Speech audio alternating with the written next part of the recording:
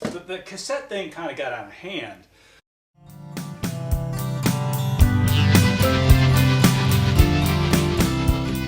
Cassettes, I guess it was because they were so cheap that you would just have a gazillion of them. And I kept every damn last cassette anyone ever gave me,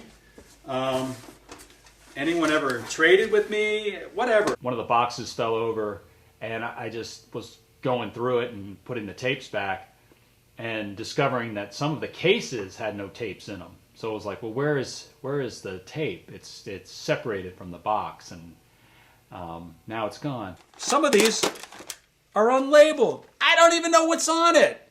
There's kind of an issue right here with what the hell to do with all of these cassettes. I think it was even worse to see tapes with no case and no label. So it was like, what is this? How am I going to figure this out?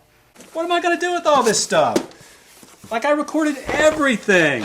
Every damn last thing. The other thing is, I remember because I worked in local government, and we used to have to tape all the meetings, and then one day they took all the tapes. They were 120-minute tapes, and they started throwing them away, and I was like, wait a minute, I'll take those. So I had tons and tons of tapes. There's too much space in here. There's a lot of tapes. So then, I found ways to get kind of organized.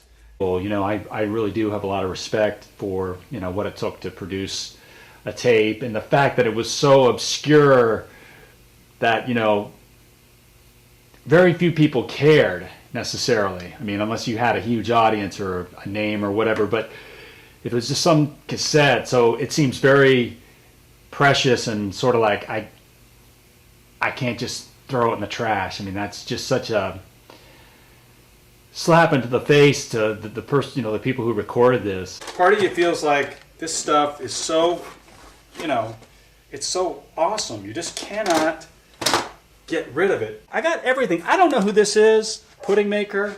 You got your Beatles, complete with skips. So it sounds like a real record. Their hit song, They Don't Dance at the Brick House.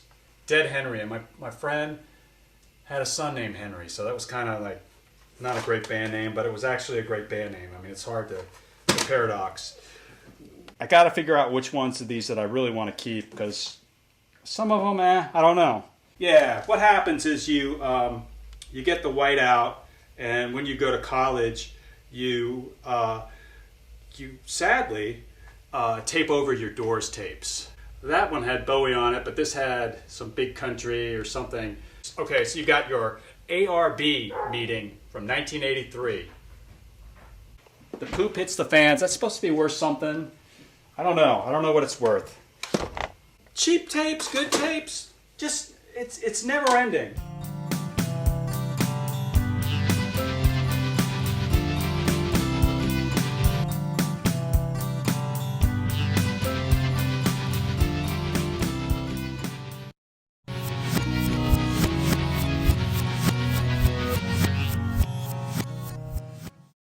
I used to listen to AM radio at night